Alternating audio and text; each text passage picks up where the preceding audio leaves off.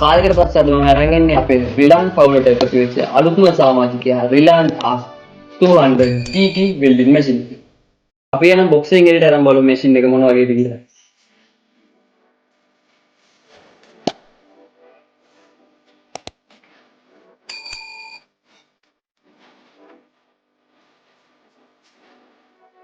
හරි මේ තියෙන අපේ මැෂින් එක. මේක අතරම කිව්වොත් සිංගල් පේස් සප්ලයි එකක් දෙන මැෂින් එකක්.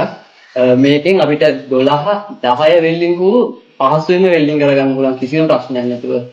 ඒ වගේ මේකේ මැක්සිමම් ඇම්පියර් 160ක 1000ක් අපිට එළියට ගන්න පුළුවන් හින්දා අපිට මේකේ 8 කූරත් යම් තාක් දුරකට වෙල්ඩින් කරගන්න පුළුවන්.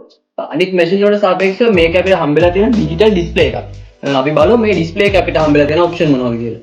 අපිට මේ නොබ් එකෙන් තමයි අපිට ඇම්පියර් එක ඇඩ්ජස්ට් කරගන්න තියෙන්නේ.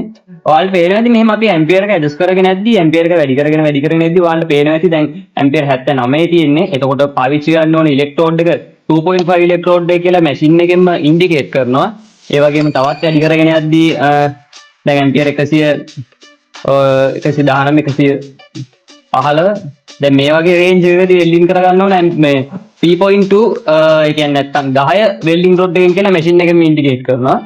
ඒ වගේම තවත් වැඩි කරන් යද්දී ඇම්පියර් 160 ඔය වගේ රේන්ජ් එකකදී වෙල්ඩින් කරගන්න ඕන 4 නැත්තම් ගේජ් 8 වෙල්ඩින් රොඩ් එකෙන් කියලා අපිට මැෂින් එකෙන්ම ඉන්ඩිකේට් කරලා දෙනවා. ඒ වගේම ඔයාලා ඇම්පියර් එක වැඩි කරන්න පාවිච්චි කරපු